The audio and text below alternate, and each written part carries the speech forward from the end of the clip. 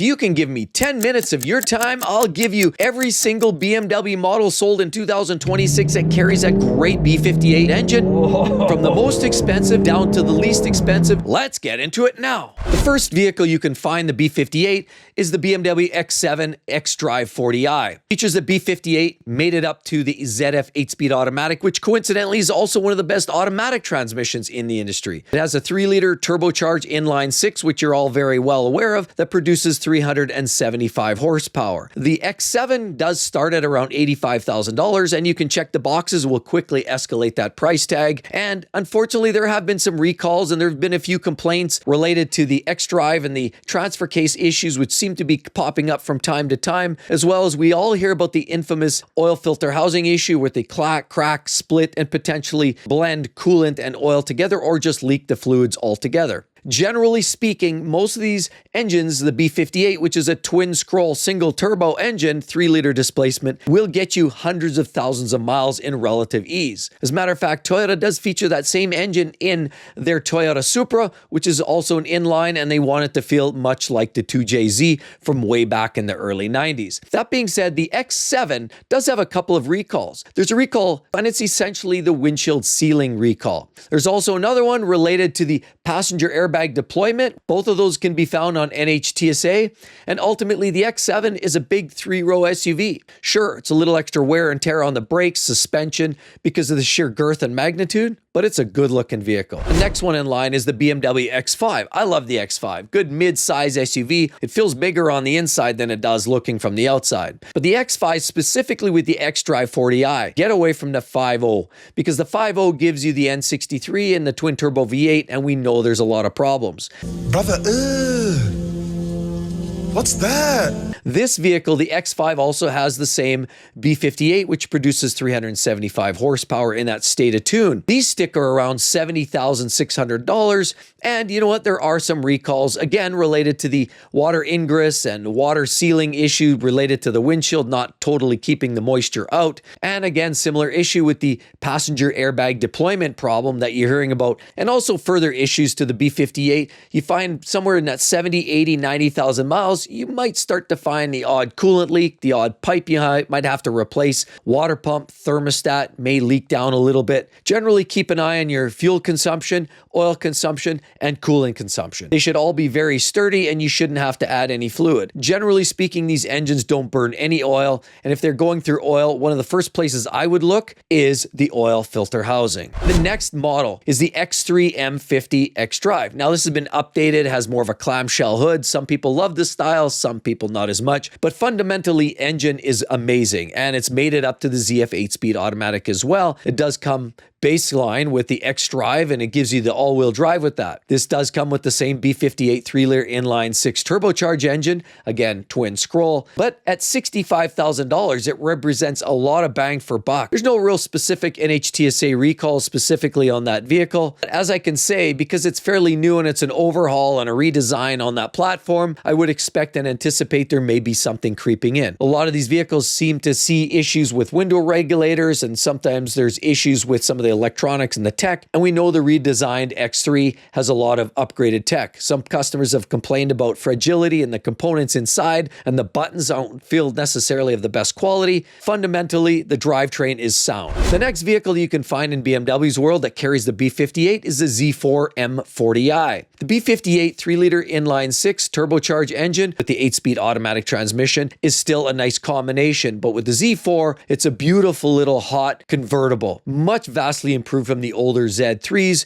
and some of those older models carry different engines, you know, like some of their NA engines they also had in their top trims. They also had the 335s, which was the N54 engine, which we all know was a plethora of issues from turbo, wastegate challenges, leaks, check engine lights, pulleys, oil filter housing, and the list goes on and on. But thankfully, the B58 has come far and much better than the older N54 and then, of course, the N55. Finally, BMW got this right. And these cars start around $68,000, and NHTSA also currently lists no specific data for the Z4 in its current form. Now, there's one that I really like, and this one here, because it's a good mid-size sedan, and sadly, sedans seem to be going waving by the dodo bird. But it's the 5 540i xDrive. And it also carries the B58, which is the same engine, the 3-liter turbo inline 6. And there's a lot of people online touting and smashing and bashing saying that, oh no, the 5 Series is a different engine in the B58 than it is in the 3 Series. And it's essentially the same engine. Fundamentally, slightly different state of tune, but it's essentially the same drivetrain. This is almost a nicer platform, especially if you're buying them on the used car market because they take a bigger fall. So the 5 Series with the 540 represents a better used car buy than new simply because of the heavy depreciation. But these start around $68,000, and the way it stands, there's an electrical system recall, which could affect certain 25 to 26 5 Series model years. The next one is a nice little two-door car. It's a love-hate thing with the front grille, the bucktooth design, but underneath, what really matters most is that B58 and the turbocharged inline 6, which is bulletproof, as is the ZF 8-speed automatic, which reads your mind. It's almost mind-blowing how great it is to drive. But the BMW M40i convertible offers the B58 in a two-door coupe convertible, and it's a great little hot vehicle. Now, these price themselves around $74,000 and up, and the way it stands right now, NHTSA, I could not find any specific recalls for. A lot of these vehicles have the same engine. We're hearing the same storylines with the oil filter housings and the challenges that those represent, potentially mixing oil and coolant. Those are something to be identifying. And make sure that you check up on NHTSA or any internal bulletins by BMW for any changes that may impact that oil filter housing. That being said, there's been many customers complaining, and there's allegedly some lawsuits. Checking with BMW to ask the question, why hasn't that part been improved on? This been allegedly an issue that BMW's known about for some time. Now, here's one that's very, very popular across the industry, and a lot of people really love and gravitate to this car because it's truly one of the most popular in the new market as well as a secondary market. Therefore, resale is definitely strong for the first seller. The secondary buyer is generally paying a premium. It's the BMW M340i sedan, and I have got friends and relatives who own these vehicles. I've reviewed these vehicles, and the M340 is literally one of the sweet spots. It's a nice, compact sedan that offers all the amenities that BMW offers,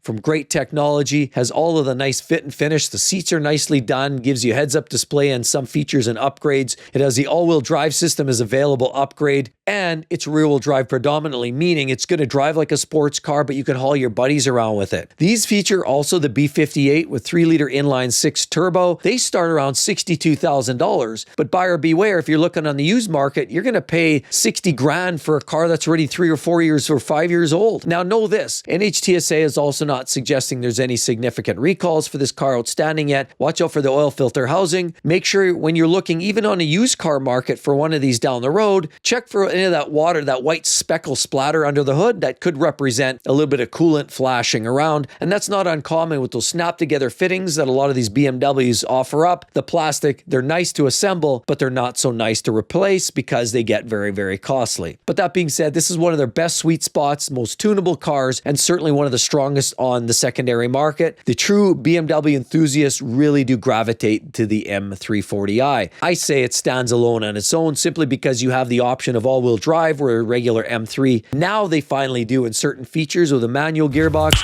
but for the longest time, if you wanted an M3, it was going to be rear-wheel drive, and it's going to be fire-breathing and a price commensurate. The M340, definitely a more drivable, easier to own for the long term and for a daily, and it's an absolute glorious piece. One of my favorites, the drum roll please, is the BMW M240i Coupe. I love this. I love everything about the 2 Series, the M240, the M2, M2 CS, M2 Competition, everything that has M2, M240. I love it. I love the smaller size. I love the smaller footprint, the shorter wheelbase, and the fact that you get all the same hot engines you're going to find in the 3 Series cars. This also includes the B58, and guess what? At $51,000, you can probably arguably get a better driving experience. Now, as it stands right now, these cars don't necessarily have any outstanding NHTSA recalls. You're better off buying a car like this or the 3 Series, better off buying them brand new, because secondary depreciation is not kind to the secondary buyers. In other words, they hold value very well for the seller. But if you want to get in on a brand new one,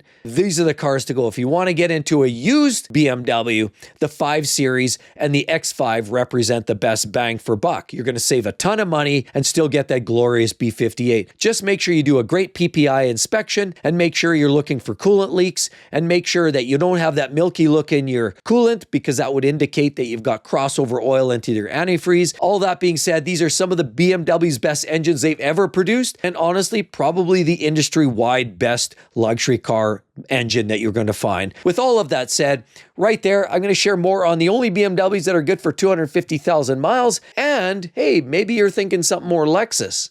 Right there, maybe that's your speed. Hope to see each and every one of you real soon, everybody. Talk to you then. Bye-bye.